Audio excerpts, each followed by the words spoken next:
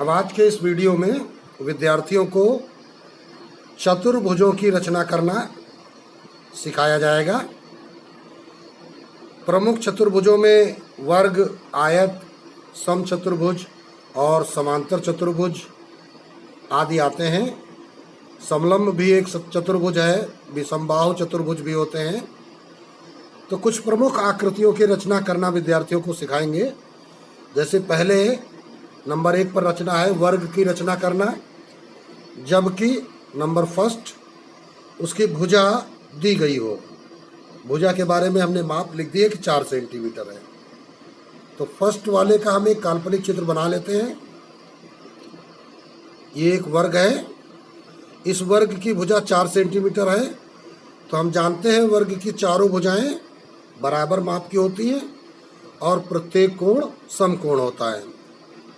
इसी प्रकार सेकंड का एक काल्पनिक चित्र जब बनाएंगे तो इसमें देखिए क्या बताया गया है कि इस वर्ग में इसका विकर्ण दिया गया 6 सेंटीमीटर। तो विकर्ण 2 विकर्ण होते हैं वर्ग में और दोनों ही ये 6 सेंटीमीटर के होंगे। साथ में एक खास बात होती है कि वर्ग के विकर्ण एक दूसरे को समकोण पर काटते हैं। तो दोनों ही रचनाएं अब विद्यार्थियों को बनाकर हम दिखाते हैं। बड़ी ही सरल रचनाएं हैं। वैसे तो संभवतः विद्यार्थी अवश्य बना लेते हैं, लेकिन फिर देखते हैं, विद्यार्थियों को बनाना सिखाते हैं। पहला है वर्ग की रचना करना। तो आपको इस वर्ग की भुजा 4 सेंटीमीटर दी गई है। तो 4 सेंटीमीटर की एक रेखा खींचनी है।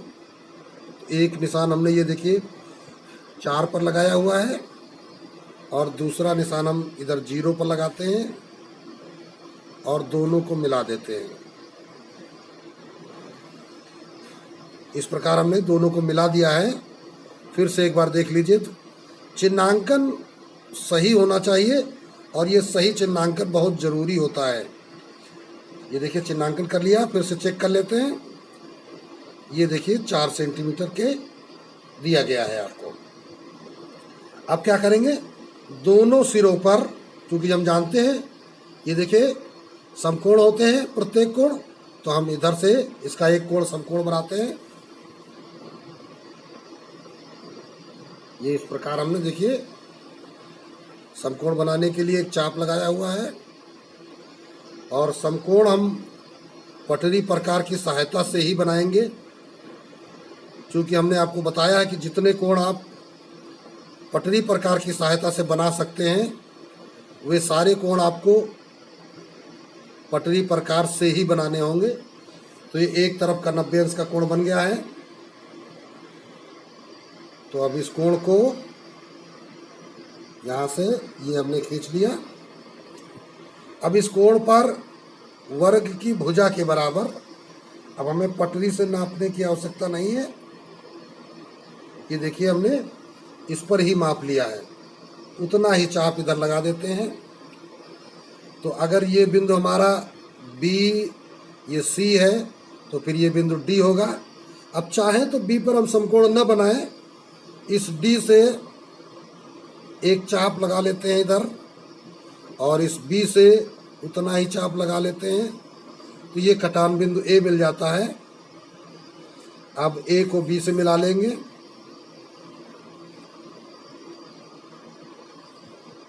A को B से मिला लिया और इधर A को D से मिला देते हैं। मिलाते समय जरूर ध्यान रखें कि त्रुटि न होने पाए। तो इस प्रकार यहाँ पर माप कर देख लेते हैं। ये देखिए आपका AD 4 सेंटीमीटर है। इसी प्रकार ये CD उधर था, ये आपका AB 4 सेंटीमीटर है। तो एक वर्ग की रचना अब कंप्लीट हो गई है। ये फर्स्ट पार्ट आपका बन गया है 4 सेंटीमीटर भुजा का वर्ग। अब सेकेंड पार्ट पे आते हैं। अब ये सेकेंड वाली आकृति इस साइड में हम बनाएंगे। यहाँ पर विकर्ण दिया गया था 6 सेंटीमीटर और अभी हम बात किए हैं कि विकर्णों का प्रतिच्छेद बिंदु उनका मध्य बिंदु होता है। साथ ही में दोनों विकर्ण एक दूसरे से समकोण बनाते हैं। तो देखिए हम ये 6 सेंटीमीटर की रेखा खींचेंगे। यहाँ पे जगह थोड़ी कम है, लेकिन इसी जगह में हमको अपना पूरा काम करना है। ये विकर्ण देखिए जो हम खींचने जा रहे हैं बिल्कुल आधार जैसा है। तो इस विकर्ण का नाम लिखेंगे ए और सी। तो ये आपका AC विकर्ण हो गया। अब इसका करना है लंबार्धक। चूंकि विकर्णों का प्रतिच्छेद बिंदु ताकि हमारा निकला है, आधे से अधिक दूरी का चाप लेते हुए ये लंबार्धक करना आपको पहले सिखाया जा चुका है। सभी विद्यार्थी पीछे के वीडियोस भी देखते रहें। यदि आपने क्रमिक सभी वीडियो देखे हैं तो रचनाएं आपके लिए बहुत सरल हैं।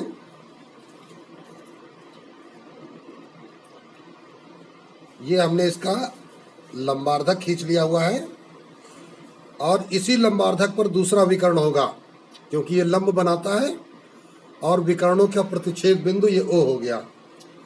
तो हम क्या करेंगे, इस O बिंदु पर प्रकार रख करके OA को अब नाप लेते हैं। ये देखिए हमने OA को नापा हुआ है। दूसरी ओर चेक कर लेते हैं। ये प्रकार थोड़ा सा कहीं मिस्टेक से गलत रखा गया, तो ये थोड़ा सा हम इधर बढ़ाते हैं। ये देखिए OA इधर सही है, इस तरफ देख लेते हैं। अब इधर थोड़ा सा बढ़ गया है। प्रकार की नोक अगर आपकी बिल्कुल सटीक रहेगी तो फिर गलती नहीं होगी। दोनों तरफ बराबर माप होनी चाहिए। अब जैसे कि हो गई है बराबर नाप, तो आप उतना ही चाप इधर ऊपर लगा लीजिए और उतना ही चाप यहाँ पर नीचे लगा लीजिए।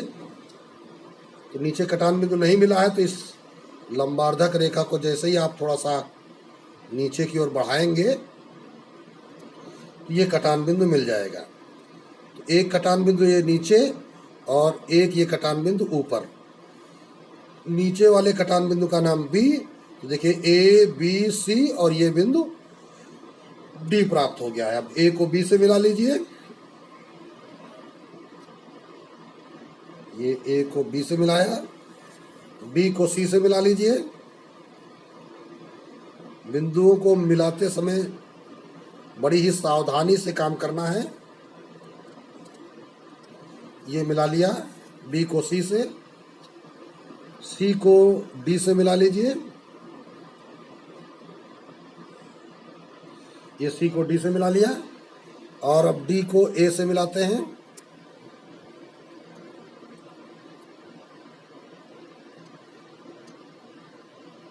D को A से मिला दिया और ये चेक कर लेते हैं कि सभी भुजाएं बराबर हैं कि नहीं है।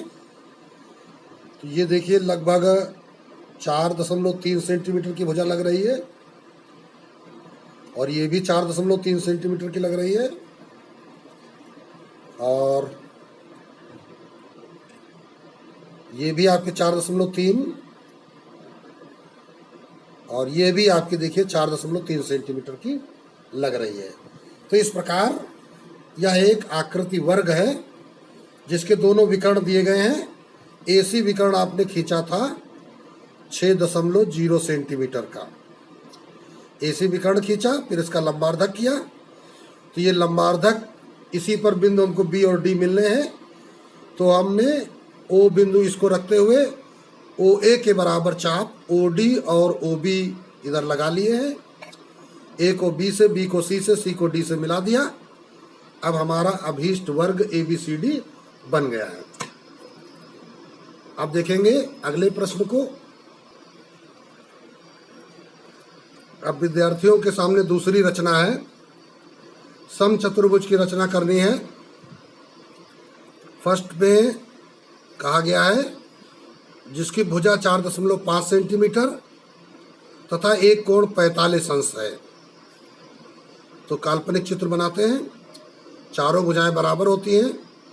तो भुजा 4.5 ये है, तो 4.5 ये भी होगी और ये कोण 45 अंश का है। सेकंड वाले में क्या है, दोनों विकर्ण दिए गए हैं। तो समचतुर्भुज जब आप बनाएंगे तो चारों भुजाएं तो बराबर होती ही होती हैं।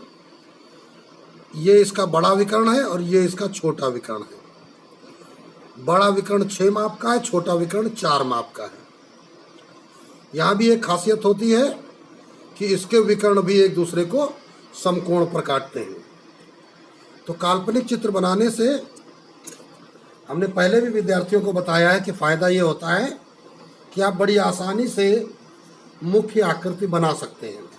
जैसे फर्स्ट वाली आकृति सबसे पहले बनाते हैं। 4.5 सेंटीमीटर का एक आधार खींचना है।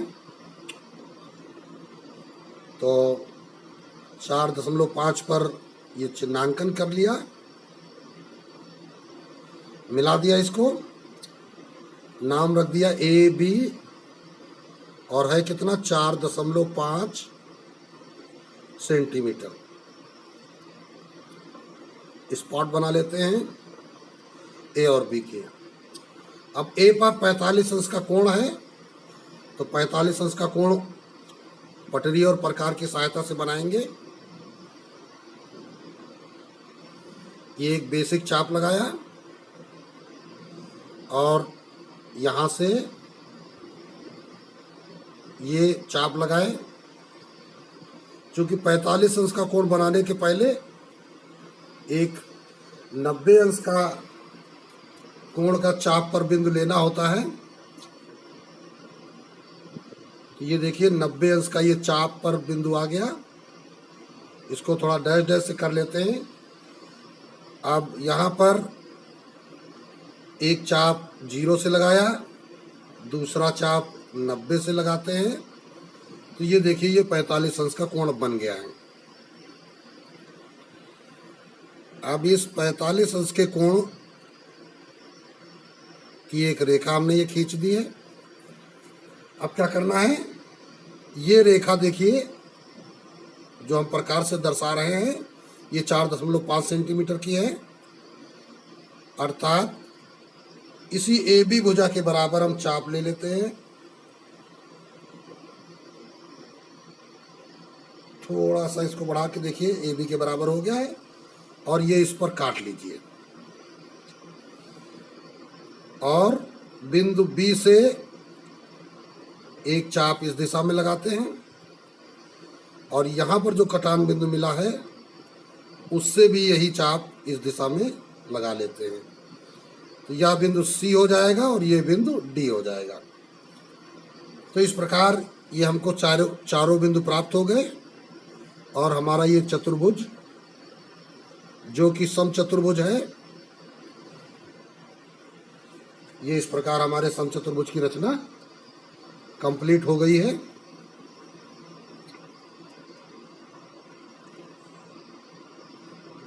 ये आपका समचतुर्भुज बन गया है। लाइन मिलाते समय जरा ध्यान रखना है, ये कटान बिंदु पर ही मिलनी चाहिए। ये तो हो गया आपका फर्स्ट वाला फिगर। अब आते हैं सेकंड वाला फिगर, इधर बनाते हैं। यहाँ पे क्या दिया गया था, दोनों विकर्ण दिए गए थे 4 सेंटीमीटर और 6 सेंटीमीटर। तो चलिए पहले एक विकर्ण 6 सेंटीमीटर का यहाँ पे हम खींचते हैं।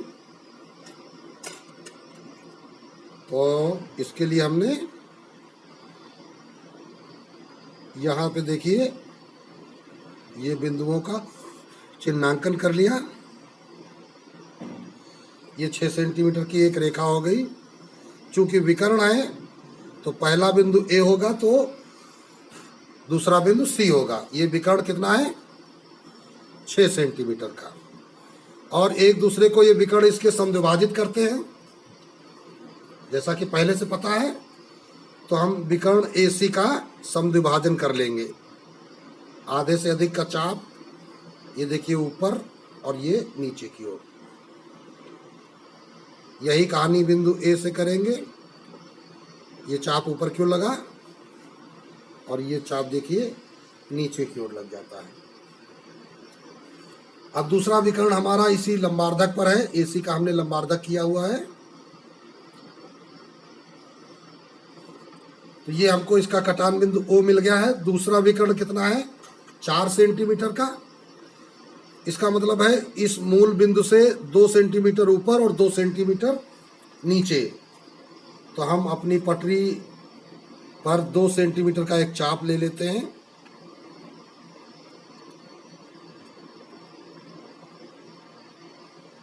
ये देखिए हमने 2 सेंटीमीटर का चाप लिया हुआ है और ये बिंदु से ऊपर की ओर और ये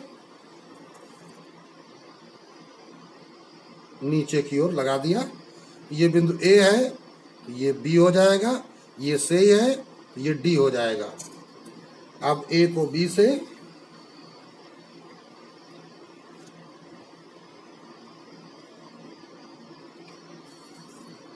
B को C से,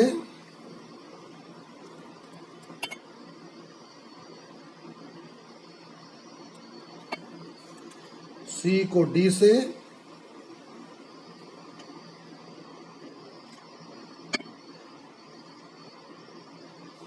D को A से,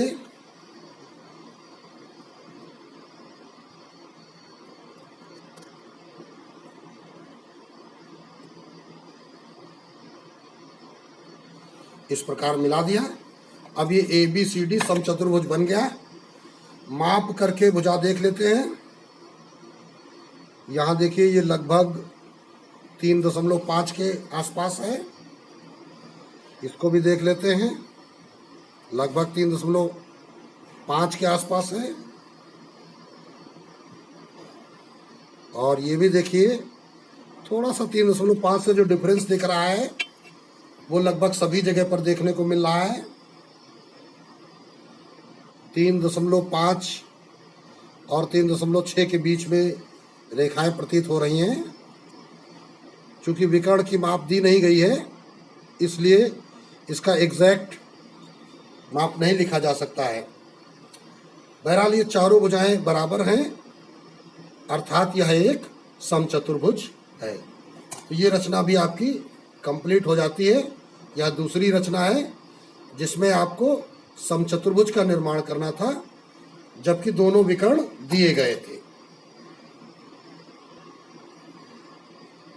अब विद्यार्थी सीखेंगे आयत की रचना करना। इसमें भी 2 भाग दे दिए गए हैं। एक फर्स्ट पार्ट है जिसकी दोनों भुजाएं 6 सेंटीमीटर व 2 सेंटीमीटर दी गई हैं। तो इसकी एक काल्पनिक आकृति बनाएंगे। ये 6 है और ये 2 है। और सेकंड में क्या है? एक भुजा 5 सेंटीमीटर और एक विकर्ण 6.2 सेंटीमीटर दिया गया है। तो ये जो आयत है ये इसकी भुजा 5 है और ये जो विकर्ण है 6.2 है। हालांकि आयत के दोनों विकर्ण बराबर होते हैं तो चाहे जो विकर्ण आप ले लें। ये काल्पनिक चित्र बने हुए हैं, इन्हीं की मदद से अब विद्यार्थी मुख्य आकृति बनाना सीखेंगे। तो फर्स्ट पार्ट बनाएंगे। जैसा कि 6 सेंटीमीटर और 2 सेंटीमीटर दिया गया है तो हम एक रेखा जिसको आधार रेखा कहेंगे, ये चिन्हांकन कर लिया हमने। एक बिंदु 0 पर और दूसरा बिंदु 6 पर।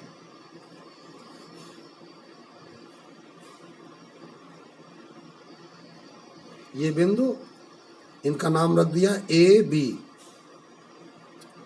रेखा है 6 सेंटीमीटर की।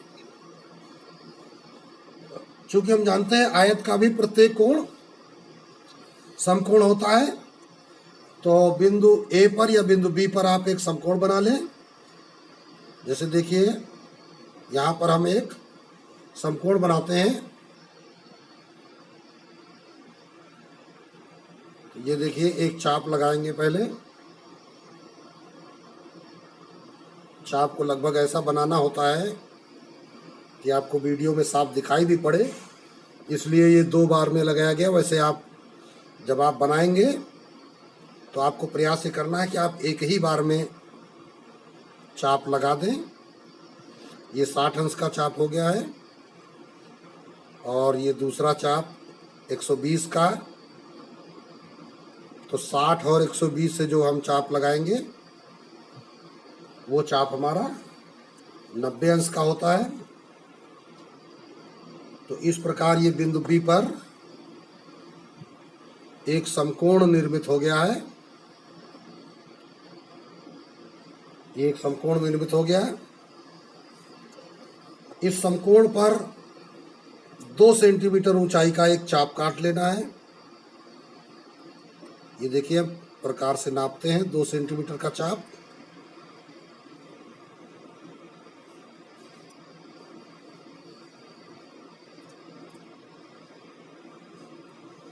और यहाँ से ये 2 सेंटीमीटर का चाप ये काट लेते हैं।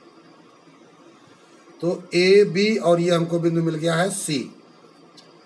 अब इधर ए से उतना ही चाप लगा लेते हैं और ए बी के बराबर चाप, ए बी चूंकि आधार था,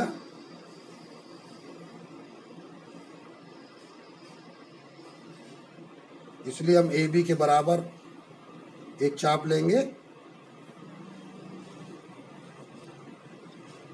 ये बहुत ध्यान रखना जरूरी है कि चाप बिल्कुल बराबर माप का होना चाहिए, जिससे कि आकृति में आपकी गलती न होने पाए। तो ये चाप लगा लिया, तो ये बिंदु हमको डी प्राप्त हो गया। चाहे तो हम बिंदु ए पर समकोण बना लेते तो भी ऐसा किया जा सकता था। ये बिंदु ए से इसको मिलाती हुई रेखा खींची और डी को सी से मिला दिया।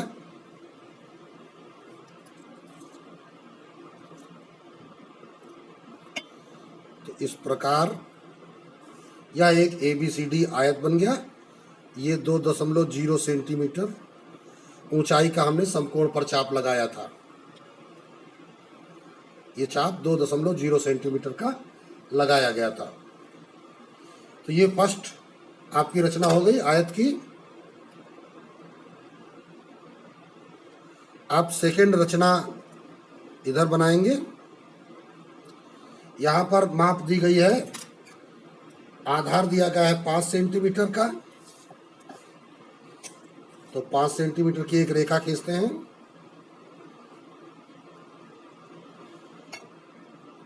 तो ये हमने 5 सेंटीमीटर पर चिन्हांकन कर लिया है और इसका नामकरण किया। ए बी रेखा है 5.0 सेंटीमीटर की। फिर वही काम ए या बी पर आप समकोण बना लें।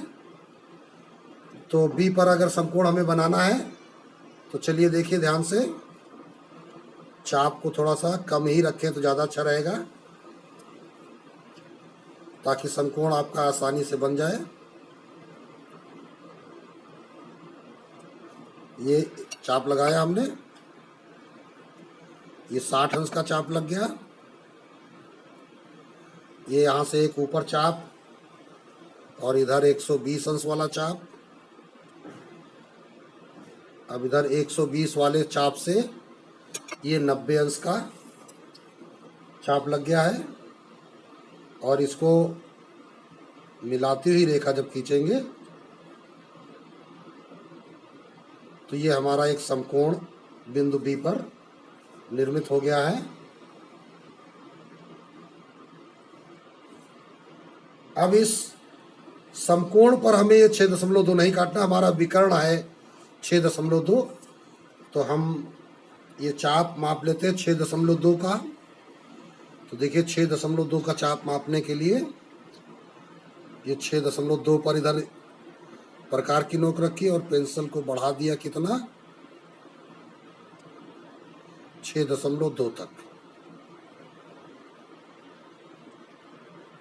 तो 6.2 का चाप बिंदु ए से ये देखिए लगा दिया।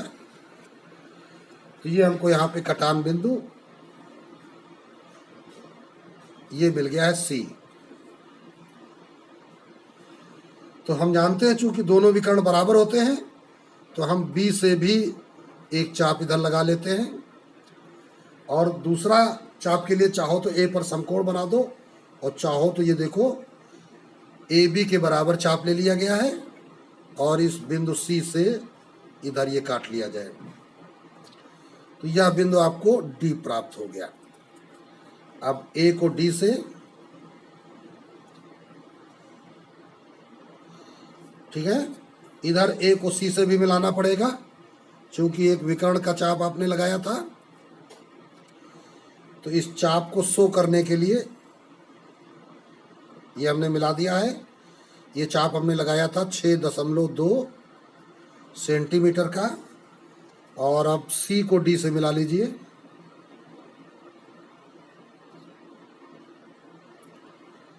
सी को डी से मिला लेते हैं।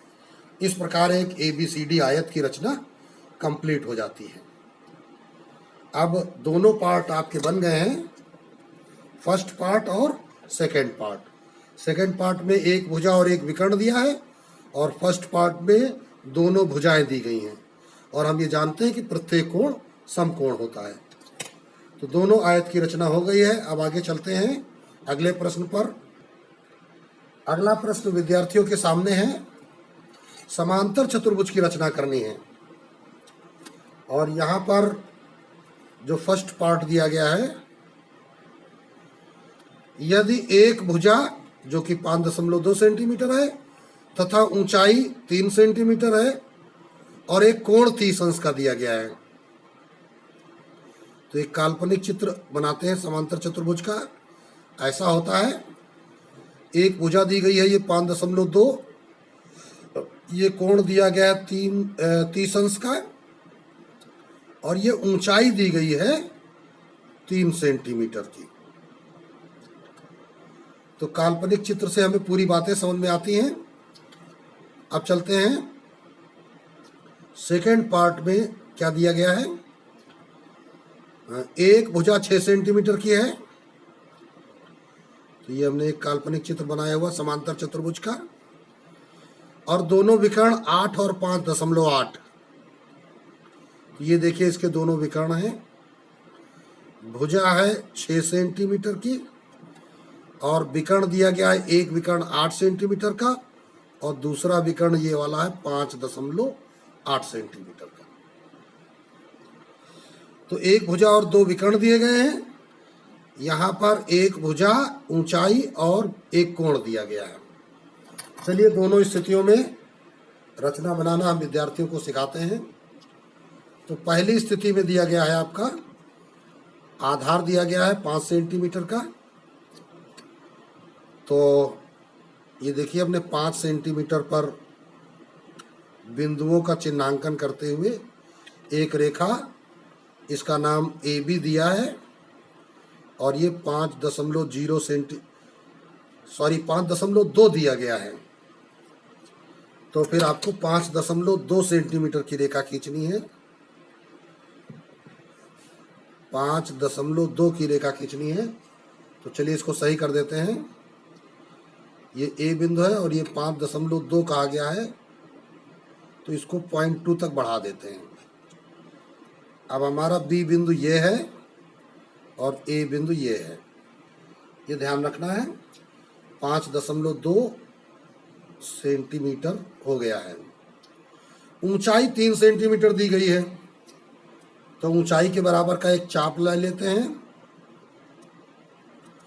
चूंकि रचना आप कर रहे हैं समांतर चतुर्भुज की, तो पीछे वीडियोस में हमने आपको बीच की दूरी जहां पर दी गई थी समांतर रेखाओं की रचना करना सिखाया था। 2 समांतर रेखाओं की रचना करना जिनके बीच की दूरी दी जाए। तो ये बीच की दूरी 3 है, तो 3 सेंटीमीटर का चाप हमने आपको सिखाया था कि दोनों सिरों से ये चाप आप लगाएं इस प्रकार, और इन चापों की स्पर्श रेखा खींच दें। विद्यार्थियों को अवश्य ध्यान आ गया होगा अगर उन्होंने पिछला वीडियो देखा है, और अगर नहीं देखा है तो आप प्लेलिस्ट पर जा करके रचनाओं के सभी वीडियोस को जरूर ध्यान से देखें अपनी कक्षा के अनुसार। तो अब यहाँ पर देखिए AB के समांतर ये रेखा हो गई है। तो जो समांतर रेखा CD है वो यही रेखा है, बस केवल उसके बिंदु निश्चित नहीं है कि सी कहाँ है और डी कहाँ है। अब इसका आधार कोण 30 अंश है, तो इसका मतलब बिंदु ए पर हमें 30 अंश का कोण बनाना है। तो चलिए 30 अंश का कोण बना देते हैं। ये विद्यार्थियों को पटरी प्रकार की सहायता से बनाना होगा।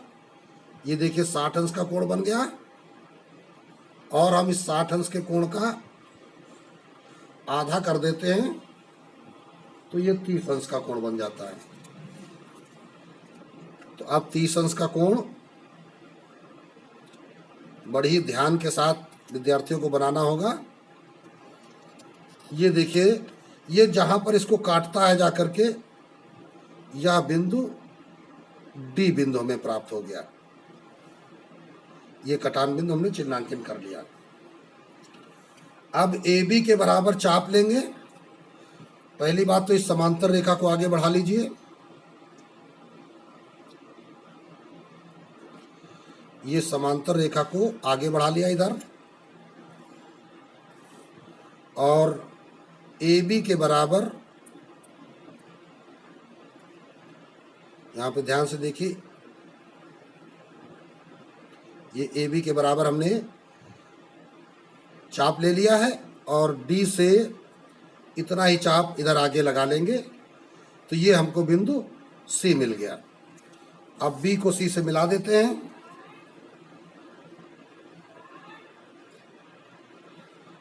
बी को सी से मिला देना है। ये देखिए बी को सी से मिला दिया। अब हमारा समांतर चतुर्भुज ए बी सी डी ये बन गया है। ये आपकी फर्स्ट रचना कंप्लीट हो गई है।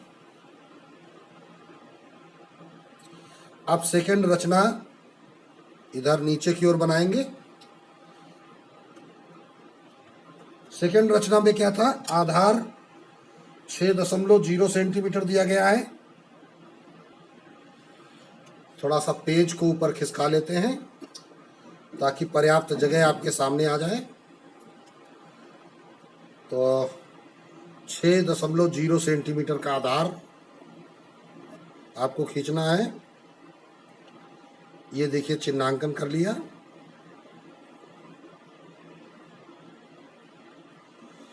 ये आधार ए बी 6.0 सेंटीमीटर का खींचा। अब दोनों विकर्ण जो दिए गए हैं, एक विकर्ण 8 है और दूसरा 5.8 है। तो हम जानते हैं कि आयत के विकर्ण एक दूसरे को समद्विभाजित करते हैं। तो ये इसका विभाजन बिंदु प्राप्त करने के लिए इधर ये 8 का आधा कर लेते हैं और इधर ये 5.8 का आधा, अर्थात बिंदु ए से 8 सेंटीमीटर का आधा। तो 8 का आधा कितना होगा, 4। ये देखिए 4 सेंटीमीटर का हम चाप ले लेते हैं,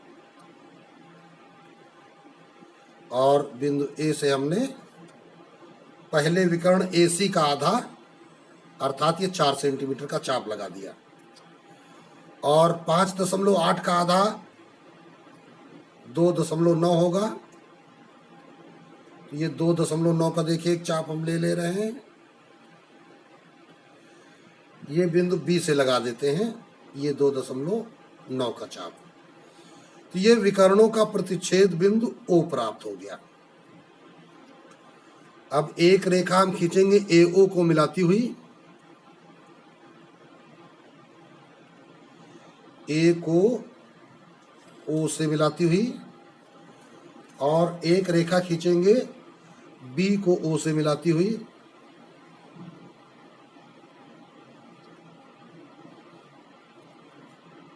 इस B को O से मिलाती हुई रेखा ये खींच दिया। अब AO के बराबर जितना AO है आपका, ये देखिए AO, एक बार इधर से प्रकार रख के उल्टा नाप लेते हैं, तो थोड़ा सा भी फर्क आ रहा है। ये देखिए AO जितना है उतना ही इधर हम OC काट लेते हैं तो ये बिंदु हमको C मिल जाता है। इसी प्रकार BO के बराबर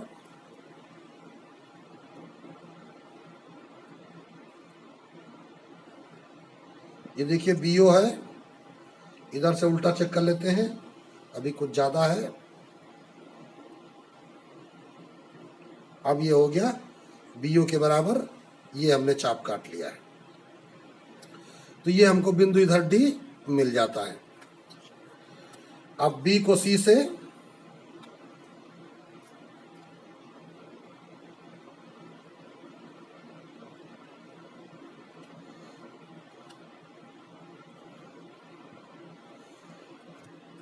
A को D से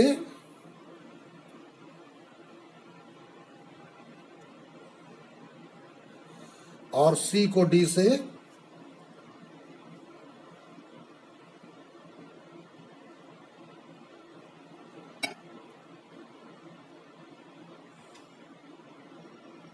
मिला देते हैं।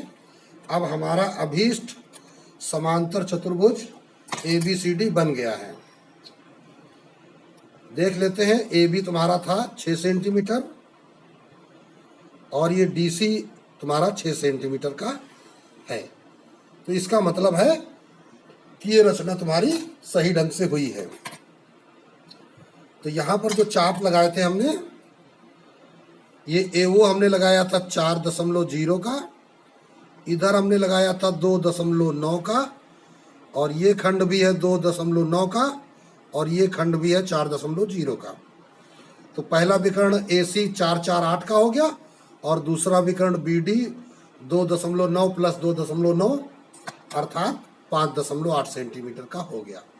अब विद्यार्थी इसकी रचना स्वयं लिख लेंगे। तो इस प्रकार अभी ये आपका रचना कंप्लीट हो जाती है। तो आज विद्यार्थियों ने चतुर्भुजों में, महत्वपूर्ण चतुर्भुजों की रचना बनाना सीखा है। इन सभी रचनाओं को विद्यार्थी अपनी कॉपी पर एक से अधिक बार बनाएंगे और अपनी रचनाओं संबंधी कार्य को पक्का करेंगे।